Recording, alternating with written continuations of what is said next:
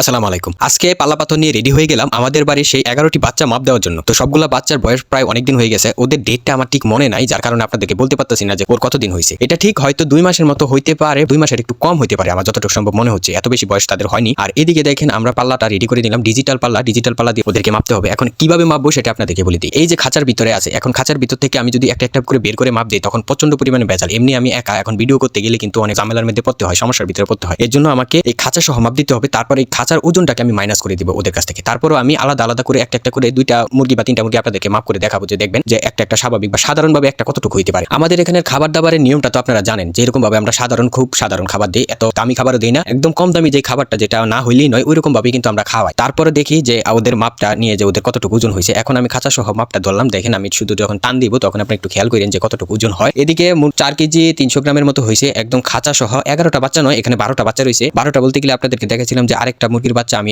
এদিকে এদের সাথে রেখে দিই, আর কালো ২টা মুরগির বাচ্চা আমি বাইরে আলাদা করে বড় করছিলাম। ওই কালো ২টা মুরগি একটা ঘরের ভিতরে থুয়ে দিই আর একটা বাইরে থুয়ে দিই, বাইরে বলতে ওদের সাথে মিশিয়ে ফেলেছি আর কি। এখন এই ১২টা বাচ্চার ওজন হচ্ছে মোট ৪ কেজি ধরেন ৩০০ গ্রাম, ৩৫০ গ্রাম, ৩০০ গ্রামের মতো ধরেন। ৪ কেজি ৩০০ গ্রামের থেকে আমাদের খাঁচার মাপটা যদি আমরা বাদ দিই তখনই কিন্তু মাশাআল্লাহ আমাদের সুন্দর একটা ওজন বের হয়ে আসবে। তো এখন আমি কি করব, তাদের যে ওজনটা, তাদের এই ওজনটাকে হিসাব করে দেখবো। মূলত আমি ওদের ওজনের সাথে যে বাজার দর আছে আমাদের এখানে, ওই বাজার দরের সাথে হিসাব করে দেখি আর কি। আর এখন আলাদা করে একটা করে হিসাব করব, মানে একটা করে ওজন করব। দেখেন আমি এখানে সর্বোচ্চ লেভেল, সর্বোচ্চ বড় যে বাচ্চাটা আছে ওই বাচ্চাটাকে এখন মাপ দেবো। আর ছোট বাচ্চাগুলো আমি যখন বড়টা মাপ দেবো ওইটাতে একটা আনুমানিক ধরে নিব ছোট বাচ্চাগুলো। এই যে দেখেন আমি এখন একদম সর্বোচ্চ লেভেলে বড় যেটা আছে ওইটার একটা মাপ দিলাম। ওইটার একটা মাপ দেওয়ার সাথে সাথে দেখেন ধরেন ৩৫০ গ্রামের মতো হয়েছে আর কি। যাই হোক মাশাআল্লাহ এই বয়সে এতটুকু হয়েছে। আর যদি আমি খাবারটা আর একটু মনে হয় তাদের চাহিদা থাকে অনেক, আমি যদি ওই চাহিদা অনুযায়ী দিতাম যে ৩৫০ না, প্রত্যেকটা আধা কেজির মতো ওজন হইতো আমার যতটুকু সম্ভব মনে হয়। দেখেন ৩৫০ গ্রামই ধরা যায়। আর আরেকটা মাপ দিতে হবে। এখন আরেকটা মাপ দিলে এই বয়সে এটাকে মাপ দিতে হবে, দেখি কোনটা মাপ দেওয়া যায়। আরেকটা মাপ দিয়ে আমি দেখতে পারবো, যে বুঝতে পারবো যে আসলে বাচ্চার ওজন একটা আয়ত্ত করতে পারবো সকল বাচ্চাগুলার। এখন এখানে সবগুলা যে সমান তা না, যেগুলা মুরগের বাচ্চা মানে মুরগ হয়েছে ওইগুলা একটু তাড়াতাড়ি বড় হয়ে গেছে, আর যেগুলা মুরগ ছাড়া আর কি ওইগুলা একটু পরে বড় হয়েছে। মানে মুরগি একটু অল্প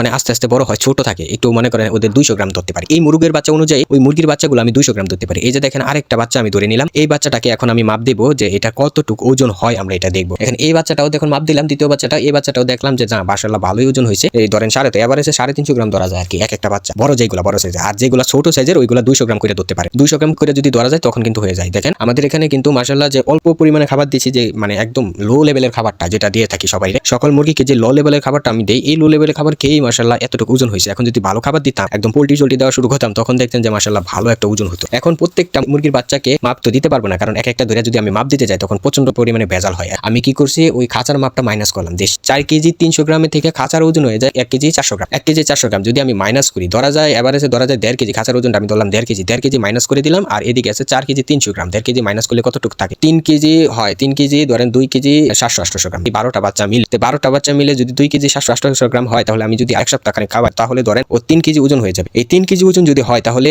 ৪৫০ টাকা আমাদের যদি বাজারজাত ধরি, এখনো বলতে পারি না যে বাজারে কতটুকু দাম রয়েছে। বাজারে হয়তো ৪৫০ টাকা দাম রয়েছে, আবার কিছু সময় ৫৫০-৫০০ টাকা উঠে যায়, আবার ৪০০ টাকা তো নেমে যায়। এখন এভারেজে ধরলাম মোটামুটি লেভেলে যদি এই দামটা আমি ধরে রাখি, আমি তো বাজার জানি না, তারপরে ৪৫০ টাকা ধরে রাখলাম। ৪৫০ টাকা যদি ধরে রাখি, এইদিকে আমাদের দাম চলে আসতেছে যদি ৩ কেজি হয় ১৩০০-১৩৫০ টাকা চলে আসি। ১২টা বাচ্চা ১ সপ্তাহ খাওয়ানোর পর আমি ১৪০০ টাকা পাবো। তাদের কেজি হিসেবে যদি আমি বিক্রি করতে চাই, যদি আমি একটু হাই কোয়ালিটির খাবার ধরেন ১ সপ্তাহের ভিতরে যদি হাই কোয়ালিটির খাবার দিই, 100% শিওর হতে পারেন যে এখন ৩ কেজির হিসাবটা ধরলাম, ৩ কেজি থাকবে না, এই মুরগির কমপক্ষে ৫ কেজি ওজন চলে আসবে সবগুলো মিলে। আর যদি এখন সেই যে সাধারণভাবে খাবারটা দিতেছি, এই সাধারণভাবে যদি আমি খাবারটা দিই, তাহলে ধরলাম এভারেজে 3 কেজি ধরলাম, এইসব মিলিয়ে ধরলাম ১৪০০ টাকার মতো হয়ে যাবে 1 সপ্তাহ পর। এভাবে যদি আমরা সিঙ্গেল বিক্রি করি 1 সপ্তাহ পরেরটা একটু দেখা যাবে ওদের সাইজ অনুযায়ী, তাহলে ১৫০ টাকা পিস অনায়াসে বিক্রি করতে পারবো। আর যদি ভালো একটা দাম থাকে বর্তমান বাজারে, তাহলে মনে করেন ১৭০ টাকা বা ২০০ টাকা পিস বিক্রি করতে পারবো অনায়াসে, যদি 1 সপ্তাহ বা 15 দিন। আর হয়তো 15 দিন গেলেই কিন্তু তাদের পিস হিসাবে দাম চলে আসবে ২০০ টাকা।